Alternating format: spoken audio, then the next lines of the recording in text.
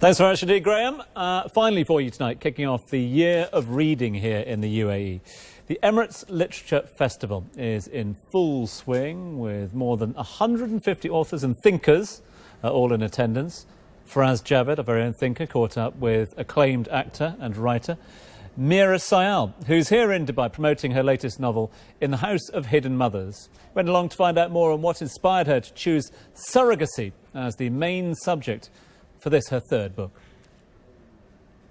It was a complete accident that I ended up writing about surrogacy. I was channel flicking one night and I happened across a documentary. The first image I saw was a lot of very poor pregnant Indian women sitting in what looked like a school dormitory. And I carried on watching and I found out that India is the biggest surrogacy industry in the world. Because it's the cheapest. What would cost you $100,000 in the States will cost you maybe 20, less than 20 in India.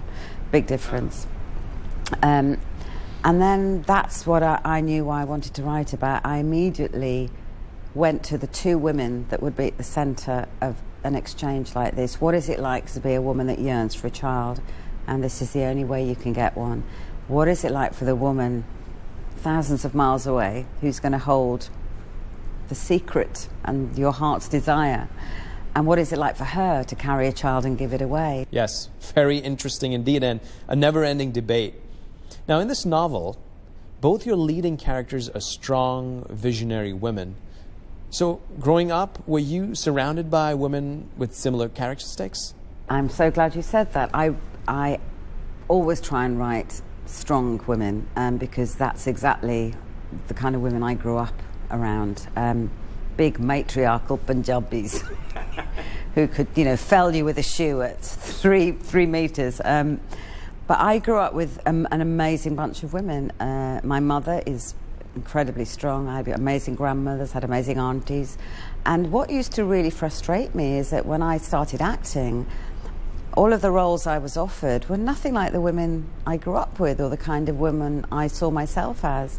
You'd be offered these sort of victim roles of these quiet, sort of shy, little passive women who had no sense of humour and were victims. And I thought, that's not the women I know and that's not me. So in a way, that's why I started writing, because I wanted to play the kind of real women I saw. And I realised if I wanted to play those roles, I'd have to create them. So your first novel was about a 9-year-old girl. Your second novel was about 3 friends. And now your latest novel touches on some mature subjects. So do you feel you've grown as a writer? I would hope. In the 16 years between my last book and this book, it would be a shame if I hadn't matured in some way, although generally I'm quite immature. I think I have. I hope I have. I think the wonderful thing about writing is that for most writers, the older you get, the better you get, because life just layers you and layers you with so much other stuff. So it is, unlike acting, a profession where your age is on your side.